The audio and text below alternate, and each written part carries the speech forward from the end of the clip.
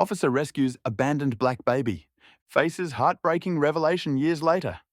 The rain fell heavily on the dark streets of a rundown neighborhood. Officer John Harris, a white man in his 40s, drove slowly in his patrol car. His eyes scanned the empty sidewalks and shadowy alleys. John had been a cop for many years. He cared about people and wanted to make things right. But sometimes his job felt hard and thankless. As John turned a corner, he heard something faint over the rain. He stopped the car and listened. There it was again, a weak cry. John got out and walked towards the sound. It seemed to come from behind a dumpster in an alley. John's heart beat faster as he approached. The cry grew clearer. It sounded like a baby. He shone his flashlight behind the dumpster. John gasped there. Wrapped in a thin blanket was a tiny black baby. The poor thing shivered in the cold and wet. Oh my God. John whispered. He quickly picked up the baby, holding it close to warm it. With his free hand, he called for an ambulance on his radio. John felt shocked and sad. Who would leave a helpless baby like this? As John waited for help, he looked at the baby's face. Memories of his own children as babies came back to him. John had found being a dad very hard. He and his wife had split up years ago. John didn't see his kids as much as he wanted to. But now, holding this abandoned child, John felt something stir inside him. A need to protect, a desire to make things right. For the first time in years, John felt truly needed. He had a chance to make a real difference. John gently rocked the baby, talking softly to comfort it. "It's okay, little one. You're safe now. I've got you." The baby's cry softened. John felt the small body relax in his arms. In that moment, John's doubts about his job melted away. This was why he became a cop. To help people who couldn't help themselves. To stand up for those with no voice. John silently promised the baby he would do everything he could to give it a good life. The sound of sirens grew louder. Help was almost here. John knew his role in the baby's life would soon end. But he would never forget this night. It had woken something in him that had been sleeping for too long. John was ready to be the officer, and the man he had always wanted to be. As the ambulance pulled up, John felt a mix of relief and reluctance. He knew the baby needed medical care, but he didn't want to let go. The paramedics rushed over with a stretcher, found this little one behind a dumpster. John told them, his voice shaky. "No sign of parents?" The paramedics nodded grimly. One of them, a woman with kind eyes, reached for the baby. "Will take good care of the child." Officer John hesitated, then carefully handed over the baby. He watched as they wrapped the infant in warm blankets and checked its vital signs. The paramedics smiled at John. "Thanks to you, this baby has a chance." "You did good, officer." Her words hit John hard. He blinked back tears as he watched them load the baby into the ambulance. As the vehicle drove away, its lights flashing in the rain, John stood there feeling dazed. He got back in his patrol car, but didn't start it right away. John sat there, replaying the events in his mind. The baby's cry, the feeling of holding that tiny, vulnerable life, the rush of protectiveness he had felt. John thought about his own kids. He hadn't been there for them like he should have. Work always came first, but now he saw things differently. That baby had woken something in him. A desire to do better, to be better. He started the car and began driving to the hospital. John knew he should get back to his patrol, but he couldn't. He needed to know the baby would be okay.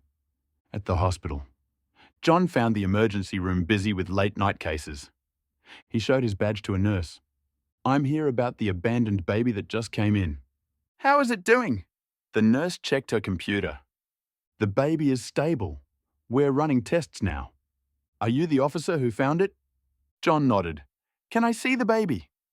The nurse hesitated, then saw the concern in John's eyes. "Okay, but just for a minute." She LED'd John to a small room. The baby lay in a special warming bed. Hooked up to monitors, it looked so small and alone. John's heart ached. It's a boy. The nurse told him about 3 months old. He's undernourished, but otherwise seems healthy. John stood by the bed watching the baby's chest rise and fall. He gently touched the tiny hand. The baby's fingers curled around John's finger. As John left the hospital, he felt different, lighter, like a fog had lifted for years. He had just been going through the motions at work and at home. But now he had a purpose again. He got back in his patrol car. In radio dispatch, this is Officer Harris. I'm back on duty as John drove through the rainy streets. He felt more alert than he had in years. He wasn't just looking for trouble now. He was looking for ways to help, ways to make a difference. The rest of his shift passed quickly. John responded to calls with new energy. He took extra time to talk to people, to really listen to their problems. When his shift ended, his dawn broke. John felt tired but satisfied. As John walked into his quiet house, he realized something for the first time in years. He felt hope. That abandoned baby had saved him as much as he had saved it. John smiled as he got ready for bed. He couldn't wait to see what the new day would bring. John couldn't stop thinking about the baby he had rescued. He called the hospital every day to check on the boy's progress. After a week, the nurse told him some news that hit him hard. No relatives have come forward to claim him. She said he'll be going into foster care soon. John felt a mix of sadness and determination. He made up his mind right then. I want to foster him, he said. The nurse sounded surprised. That's wonderful, but it's not a simple process, especially since you're a single white man wanting to foster a black child. John finished, I know it won't be easy, but I have to try John Dove into the fostering process. He filled out piles of paperwork. He went to classes on foster parenting. He had interviews with social workers. Many of them looked doubtful when they saw him. Are you sure you're prepared for this? One social worker asked. Raising a child of a different race comes with unique challenges. John nodded firmly.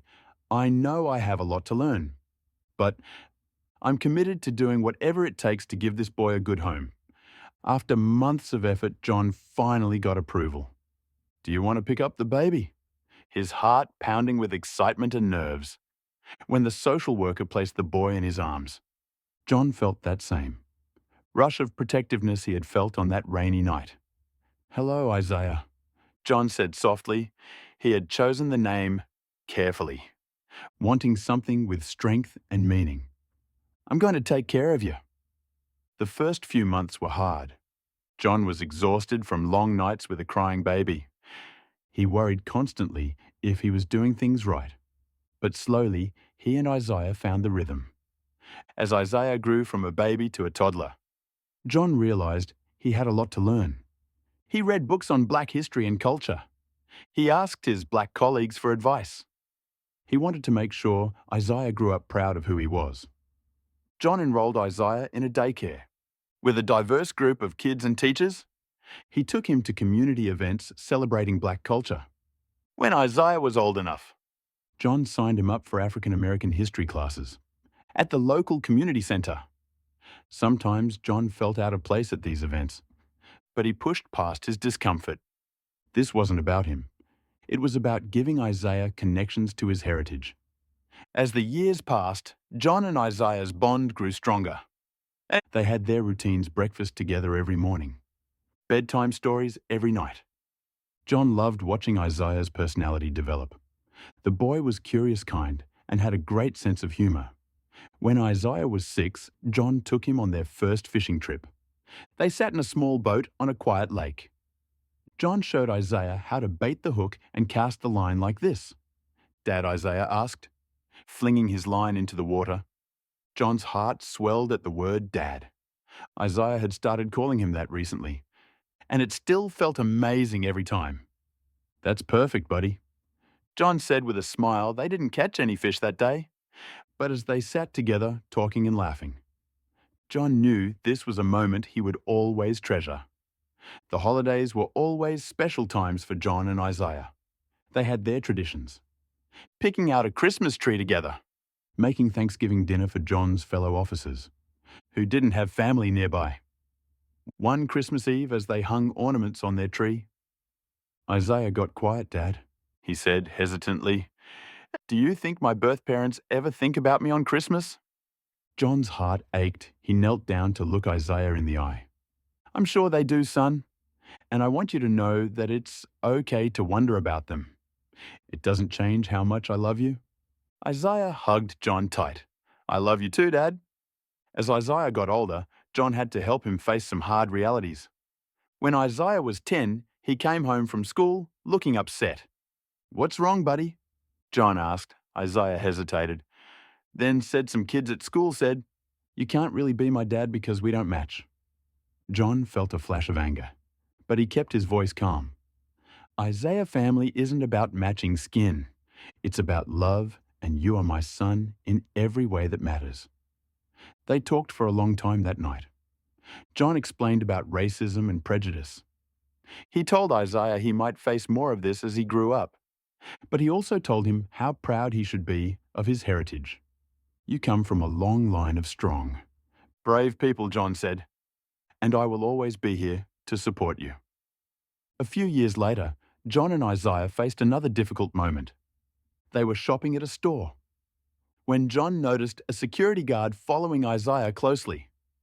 John's police instincts kicked in. He knew what was happening. John put his arm around Isaiah's shoulders and stared the guard down, until he walked away later in the car. John explained to Isaiah what had happened. Isaiah looked angry and hurt, but I wasn't doing anything wrong. I know, son, John said sadly.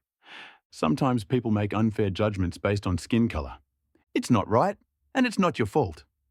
They had a long talk about how to handle situations like this. John hated that Isaiah had to learn these lessons, but he was determined to prepare his son for the world he would face. It wasn't all serious talks and hard lessons, though. John and Isaiah had plenty of fun together too. They went to basketball games, cheering on their favorite team. They had movie nights, where they quoted their favorite lines to each other.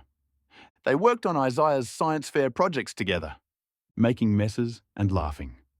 One summer, when Isaiah was 14, John took him on a camping trip. As they sat by the campfire roasting marshmallows, Isaiah got a thoughtful look on his face. Dad, he said, I've been thinking about maybe becoming a police officer. Like you, when I grow up, John felt a mix of pride and concern.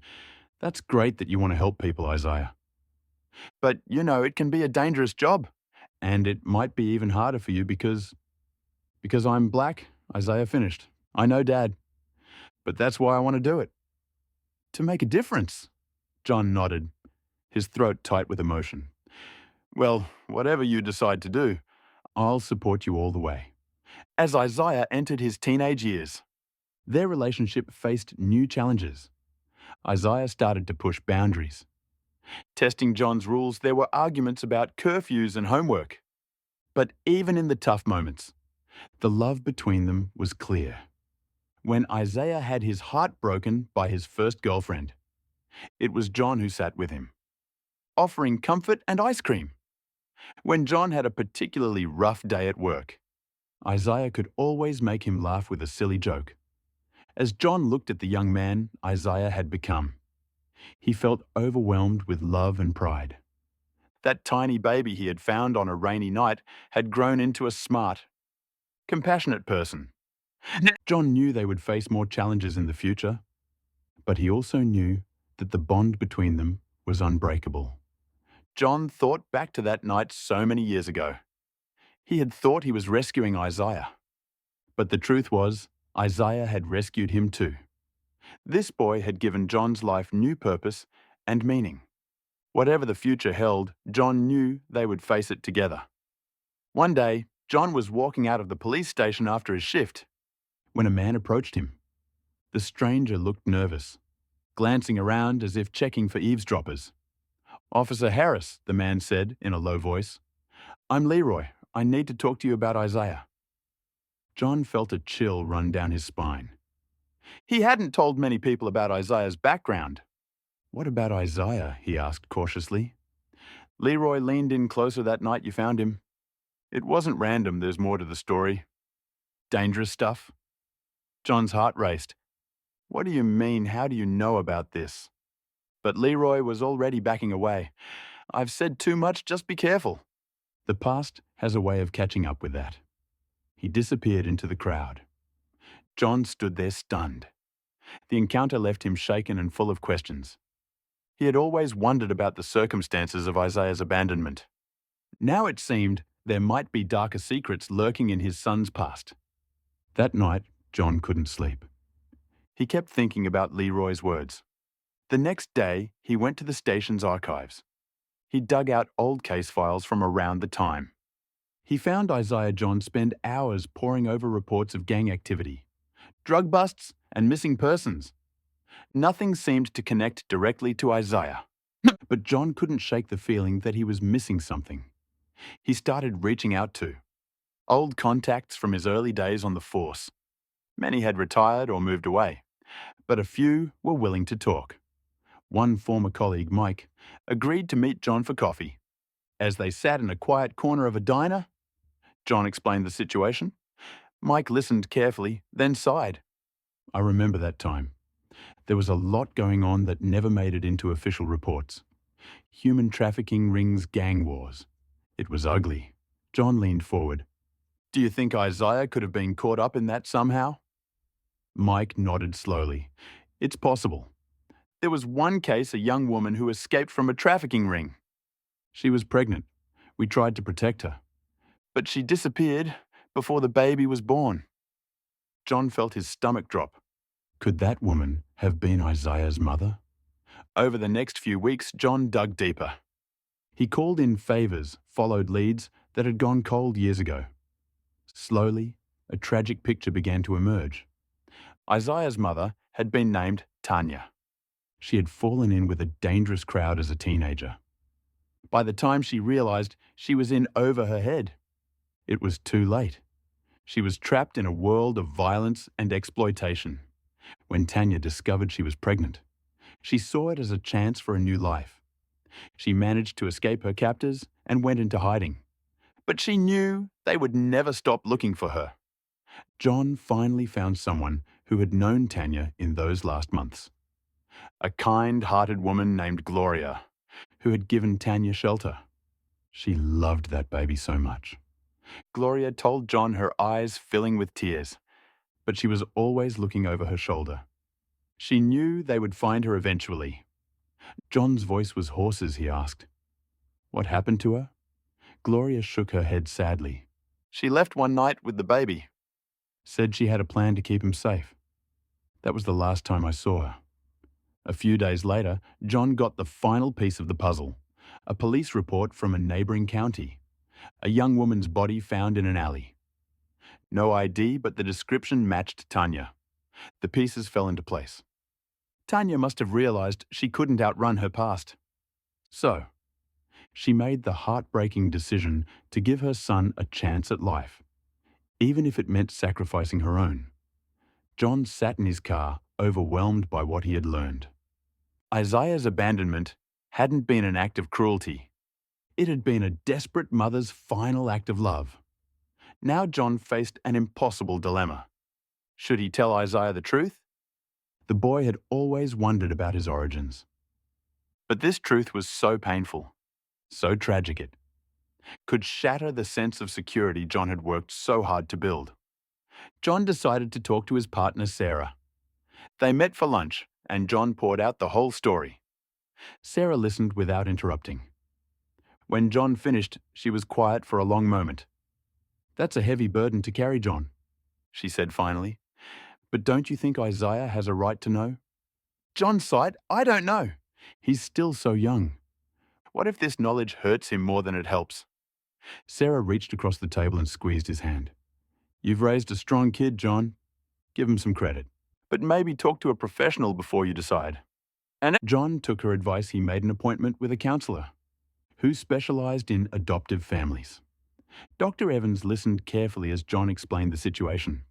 "There's no easy answer here," Dr. Evans said, "but secrets have a way of coming out eventually, and the longer you wait, the harder it might be for Isaiah to accept." John nodded, his throat tight. I'm just so scared of hurting him. Dr. Evans smiled kindly. That fear shows how much you love him. Remember, you'll be there to support Isaiah through this. That makes all the difference. As the weeks passed, John wrestled with his decision. He found himself growing distant, lost in his thoughts one evening. John was on the phone with Sarah discussing a case. He thought Isaiah was in his room doing homework. But as John talked, he didn't notice Isaiah coming downstairs for a snack. I just don't know how to tell him the whole truth, Sarah John said, his voice low. How do I explain that his mother died? Trying to protect him from dangerous people. There was a crash from the kitchen. John spun around to see Isaiah standing there, a broken glass at his feet, his face pale with shock. Isaiah, John said, his heart racing. I can explain Dash. But Isaiah was already running, slamming the front door behind him. John called after him, but Isaiah didn't stop. For hours, John drove around town looking for Isaiah. He called Isaiah's friends, checked his favorite spots. Finally, as night fell, he found Isaiah, sitting alone in the park where they used to play when he was little. John approached cautiously. Isaiah's son. Please talk to me. Isaiah looked up, his eyes red from crying. Why didn't you tell me? He demanded. All this time, you knew what happened to my mom, and you kept it from me. John sat down next to Isaiah, careful to give him space. I'm so sorry, Isaiah. I was trying to protect you. I wanted to wait until you were old enough to understand. Understand what Isaiah shouted. That my mom was mixed up in something dangerous. That she died because of me. No, Isaiah. John said firmly, your mother died trying to save you. She loved you so much that she gave her life to give you a chance. Isaiah's anger seemed to deflate, replaced by confusion and pain. But why keep it a secret? Don't you trust me? John's heart ached. Of course I trust you. I was scared, Isaiah. Scared of hurting you, of changing the way you saw yourself. I thought I was doing the right thing. But I see now that I was wrong to keep this from you. They sat in silence for a while, the weight of the truth hanging between them. Finally, Isaiah spoke again, his voice barely above a whisper. Tell me everything, he said. I need to know, so John did. He told Isaiah about Tanya's difficult life, her bravery in escaping her love for her unborn child. He explained about the danger she faced and the impossible choice she made to keep Isaiah safe, as John talked. Isaiah's expression changed from anger to sadness to a kind of awe. When John finished, Isaiah was quiet for a long moment. She must have been really brave, he said finally. John nodded. She was. And she loved you more than anything. Isaiah looked at John, his eyes full of conflicting emotions. I need some time to process all this. He said, I'm not sure how I feel right now. John understood. He drove Isaiah home, the car ride silent and tense. At home, Isaiah went straight to his room, closing the door firmly behind him. Over the next few weeks, a distance grew between them. Isaiah spent more time in his room or out with friends. When he did talk to John, his responses were short, almost cold one day. John overheard Isaiah on the phone with his friend Michael. I just don't know who I am anymore, man, Isaiah was saying. Everything I thought I knew about myself feels like a lie. John's heart broke hearing those words. He wanted so badly to comfort his son, to make things right. But he knew Isaiah needed space to work through his feelings. The tension came to a head one evening at dinner. John had made Isaiah's favorite meal, hoping to bridge the gap between them. But as they ate in awkward silence, Isaiah suddenly put down his fork. How can you understand what I'm going through? He asked, his voice bitter. You have no idea what it's like to be black in this world. And now, I find out my own mother was caught up in all this dangerous stuff. How am I supposed to deal with that? John tried to stay calm. You're right, Isaiah. I can't fully understand your experience. But I love you, and I want to support you however I can. Isaiah scoffed. Support me by lying to me. I never lied to you, John said, his own anger rising. I didn't tell you everything. That's the same thing Isaiah shouted. standing up so quickly his chair fell over. "You don't trust me? You still see me as a little kid who can't handle the truth?" "That's not true," John protested. "I was trying to protect you." "I don't need your protection." Isaiah yelled, "I need the truth. I need to know who I really am." With that, Isaiah stormed out of the house. John heard his car start up and drive away. He sat at the table, head in his hands, feeling like he had failed as a father. The next day, Isaiah didn't come home after school. John tried calling, but it went straight to voicemail. Finally, late that night, he got a text from Isaiah. "Staying at Michael's for a few days. Need some space." John's heart sank, but he knew he had to respect Isaiah's wishes. He texted back, "I understand. I love you. Please be safe." Days turned into weeks. Isaiah would come home occasionally to get clothes or books. But he barely spoke to John. John tried to give him space, while also letting him know he was there if needed. But every day, the distance between them felt bigger. One night, unable to sleep, John found himself looking at old photo albums. Pictures of Isaiah growing up, his first steps, first day of school, sports games, and family vacations. John's eyes filled with tears. Had he ruined everything by trying to protect Isaiah from the truth? The next day, John ran into Isaiah's guidance counselor at the grocery store. Mrs. Thompson pulled him aside. Concern in her eyes, "Isaiah seems very troubled lately." She said, "He's withdrawn in class and his grades are slipping." "Is everything okay at home?" John sighed, explaining the situation as best he could. Without revealing too much, Mrs. Thompson listened sympathetically. "It's a difficult situation," she said, "but Isaiah is lucky to have a father who cares so much. Give him time, he'll come around." John hoped she was right, but as more time passed, he began to fear he had lost Isaiah for good. The son he had raised, the bond they had formed over years of love and trust, had it all been destroyed by this revelation? One evening, John came home from work to find Isaiah sitting on the front steps. His heart leapt, but he approached cautiously. "Hey," John said softly. "It's good to see you." Isaiah looked up, his expression a mix of sadness and uncertainty. "Can we talk?" he asked. John nodded, sitting down next to Isaiah, but giving him space, of course. "I'm always here to listen." Isaiah took a deep breath. "I've been doing a lot of thinking," he said, "about my mom, about you, about who I am." John stayed quiet, letting Isaiah find his words. "I'm still angry that you kept the truth from me for so long," Isaiah continued, "but I think I understand why you did it. You were trying to protect me in your own way." John felt a glimmer of hope. "I'm so sorry, Isaiah. I should have trusted you with the truth sooner." Isaiah nodded. "Yeah, you should have. But I also know how much you love me, how much you've sacrificed to give me a good life, just like my birth mom did." John's eyes filled with tears.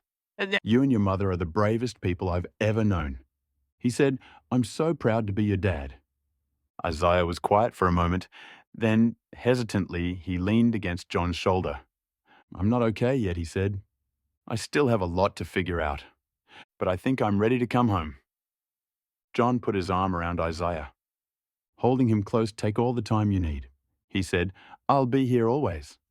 As they sat there watching the sunset, John felt a mix of sadness and hope. The road ahead wouldn't be easy. There was still so much healing to be done, so many conversations to be had, but for the first time in weeks, John felt like they might find their way back to each other. Isaiah was right, he wasn't a little kid anymore. He was a young man, grappling with complex truths about his identity and his past.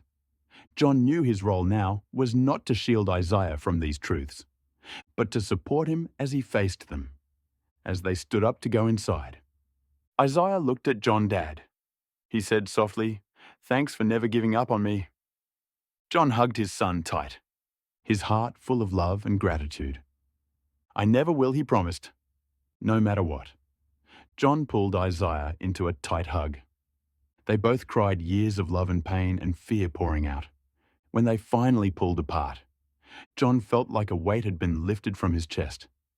"So, where do we go from here?" he asked. Isaiah looked thoughtful. "I've been thinking about that. About my birth mom and her sacrifice. I want to do something to honor her memory." John nodded encouragingly. "That's a wonderful idea. What were you thinking?" "Well," Isaiah said, "you told me she got caught up in some bad stuff as a teenager, right? Maybe we could start a program to help at-risk youth. Give them the support and guidance she didn't have." John felt a surge of pride. "That's an amazing idea, Isaiah. We could work with the community center. Maybe set up a ministership program." Isaiah's eyes lit up, yeah. "And maybe eventually we could start a scholarship in her name. Help kids go to college who might not otherwise have the chance." They spent the rest of the evening brainstorming ideas. John marveled at Isaiah's compassion and vision. This young man, who had every right to be angry at the world, was instead looking for ways to make it better. Over the next few months, John and Isaiah threw themselves into their project. They met with community leaders, raised funds, and recruited volunteers. It wasn't always easy, there were setbacks and frustrations, but working together toward this goal helped heal the rift between them one day. As they were leaving a meeting at the community center, Isaiah turned to John with a serious expression. "Dad," he said, "I want you to know something. Learning about my birth mom, about where I came from, it was hard. It still is sometimes, but it's also helped me understand myself better." John nodded, listening intently. "I used to wonder why I felt so driven to help people. To fight injustice," Isaiah continued. "Now I know it's in my blood. My birth mom fought to give me a better life. You became a cop to protect people, and now I'm finding my own way to make a difference." John felt his heart swell with pride and love. "You're an amazing young man, Isaiah. Your mother would be so proud of you." Isaiah smiled, a hint of tears in his eyes. "Thanks, Dad, for everything." As Isaiah's senior year of high school progressed, their relationship grew stronger than ever. They still had disagreements, of course, but now they faced them together with honesty and respect. The youth program they started began to take off. Kids who might have fallen through the cracks were finding support and mentorship. John and Isaiah worked side by side, each bringing their own strength to the project. Before they knew it, it was time for Isaiah's high school graduation. As John sat in the audience, watching Isaiah walk across the stage to receive his diploma, he felt overwhelmed with emotion. He thought back to that rainy night so many years ago, when he found a tiny baby abandoned behind a dumpster. He remembered the fear and uncertainty he felt. Becoming a single father, especially to a child of a different race. He thought of all the challenges they had faced together over the years, and now here was Isaiah strong, compassionate, and ready to take on the world. John couldn't have been prouder if Isaiah had been his flesh and blood. After the ceremony, John made his way through the crowd to find Isaiah. When he spotted him surrounded by friends and beaming with pride, John's heart felt like it might burst. Isaiah saw him approaching and broke away from his friends. "Dad!" he called out, rushing over to hug John tightly. "Congratulations, son." John said, his voice thick with emotion. "I am so proud of you." Isaiah pulled back, his eyes shining. "I couldn't have done it without you, Dad. You've always believed in me, even when I didn't believe in myself." John smiled, blinking back tears. "That's what fathers do." Isaiah nodded, suddenly looking serious. "You know, I've been thinking a lot about family lately, about what it really means." John listened, curious where this was going. "I used to think family was all about blood," Isaiah continued, "but now I know it's about love. About choice. My birth mom chose to give me a chance at life, even though it cost her everything. And you chose me, Dad. Every single day, you choose to be my father." John felt a lump in his throat. But Isaiah wasn't finished. "I want you to know, I choose you too. You're my dad in every way that matters. I love you, and I'm so grateful for everything you've done for me." John pulled Isaiah into another hug. not caring about the tears now flowing freely down his cheeks. "I love you too, son, more than you'll ever know." As they stood there, surrounded by the joy and chaos of the graduation ceremony, John felt a sense of peace settle over him. The road hadn't been easy. There had been pain and misunderstandings, secrets and revelations, but through it all, their love had endured. John thought of Tanya, Isaiah's birth mother. He silently thanked her for her sacrifice, for giving him the greatest gift of his life. He hoped that somehow, somewhere, she could see the amazing young man her son had become. As they walked out of the auditorium together, John's arm around Isaiah's shoulders, he knew that whatever the future held, they would face it as a family, not a family bound by blood, but one forged through love, choice, and an unbreakable bond. Isaiah looked at John, a mischievous glint in his eye. "So, Dad, about that car you promised me for graduation." John laughed, feeling lighter than he had in years. "Nice try, kiddo. How about we start with dinner to celebrate?" Isaiah grinned, "Deal as long as you're buying," as they walked to the car joking and planning their celebration. John felt grateful for every moment of their journey together. The hard times had made the good times even sweeter, and he knew that whatever challenges lay ahead, they would face them together. Father and son bound by a love stronger than blood.